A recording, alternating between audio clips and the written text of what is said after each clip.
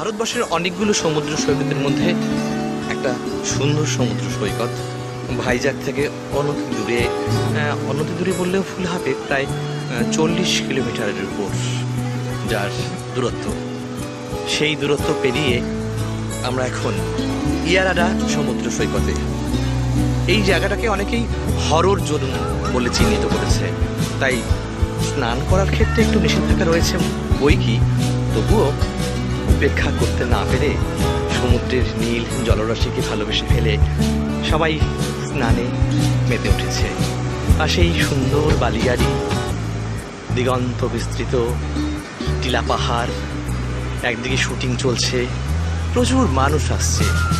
অন্ধ্রপ্রদেশের মানুষদের কাছ থেকে জানা গেল যে এটাই নাকি অন্ধ্রপ্রদেশের সবচাইতে সুন্দর বিচ, একটি সব দিক থেকে সুন্দর। তাই আমাদের চোখেও ভীষণ সুন্দর লেগেছে এই ইয়ারাডা বিচ। বিচের চারদিকে নারকেল বাগান, তাল গাছ, অনেকে সময় কাটাতে আসে পরিবার নিয়ে, অনেকে পিকনিকে মেতেছে। তবে ভারতবর্ষের অন্যান্য সমুদ্র সৈকত দেখেছি, এত সৌন্দর্য অন্য কোনো সমুদ্র সৈকতে খুব একটা পাইনি বলে মনে হয়।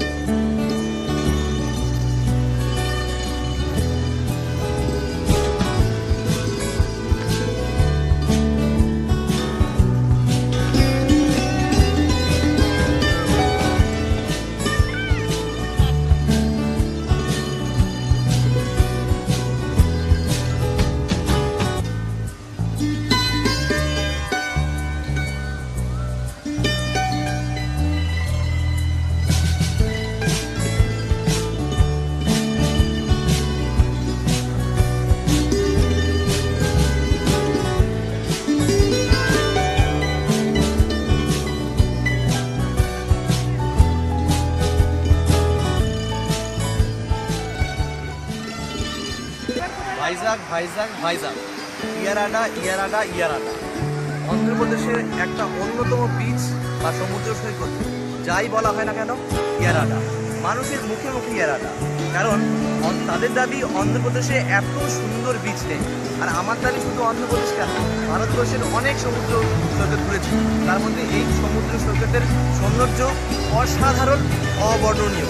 তাই ভ্রমণ পিপাসুদের অবশ্যই বলবো, আপনারা সবাই যদি ভাইজাগ আসেন বা অন্ধ্রপ্রদেশ আসেন, ইয়ারাডা আসতে কিন্তু ভুলবেন না।